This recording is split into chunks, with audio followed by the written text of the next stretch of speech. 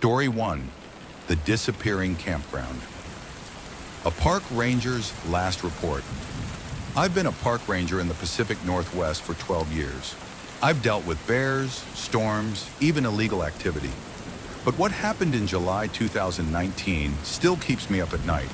A family of 4 had gone missing after checking into Campground 17, a rarely used spot deep in the forest. I was the one sent to investigate. When I arrived, their tent was up, fire pit still warm, phones and wallets left behind, but no people. As I searched, I found boot prints in a circle, as if they had been walking in loops. The creepiest part? Every 100 feet, there was a small carving in the trees. "We see you." I spent the night in my truck nearby. At 3:33 a.m., I woke up to laughter. Not one voice, a dozen, surrounding me.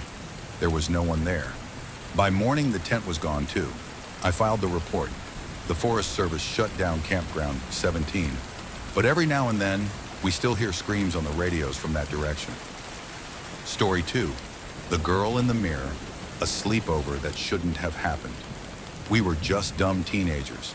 A sleepover with snacks, ghost stories, and a mirror game. At 2 a.m., someone dared us to play the classic, light a candle, look into the mirror, and chant, "Show me the truth." We laughed. It was harmless. I went first. Candle lit. Dark room. I looked into the mirror and whispered the words. My reflection didn't move. At first, then it blinked. Before I did. Its mouth moved, but I didn't speak. I stepped back. The others were laughing until one girl screamed. There was a face, not mine, staring back. A little girl, pale, with no eyes. The candle blew out. We all screamed. The next morning, our friend Tanya had scratches all over her back. No one confessed. No one touched her. I've never looked into a mirror in the dark since. Story 3. My neighbor died 2 years ago, but I still hear her knocking. I live in a small apartment complex, one of those where everyone minds their own business. 2 years ago, my next-door neighbor, Mrs. Carson, passed away. She was 89, kind woman, always baked cookies.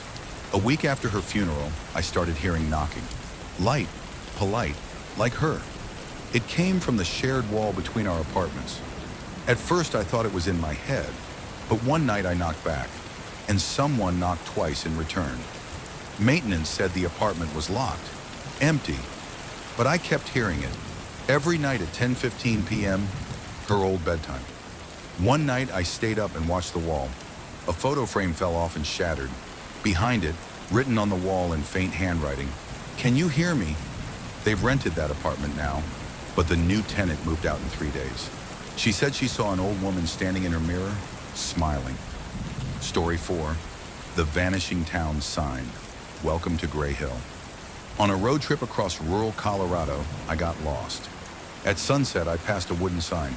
Welcome to Gray Hill, established 1897.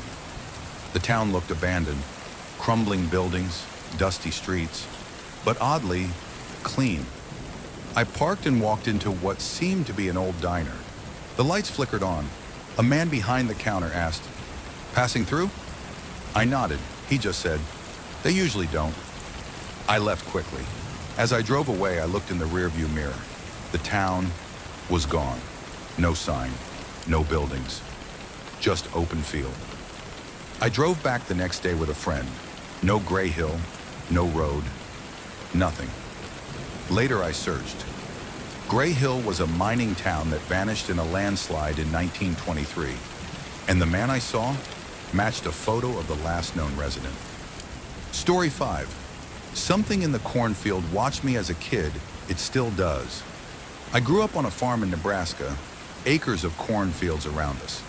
I used to play hide and seek with my cousins there. One summer evening, while hiding deep in the field, I felt something watching me.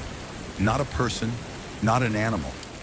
I turned and saw nothing, but the corn behind me was swaying against the wind. That night I had a nightmare of a figure with a scarecrow head and long fingers whispering my name. Every year after that, on the same date, I heard scratching at my window. My parents never believed me. until my dog went missing. We found his collar, deep in the field, on the exact spot I had hidden. I moved out at 18, but every year on that night, I get a voicemail, static. Then, I found you.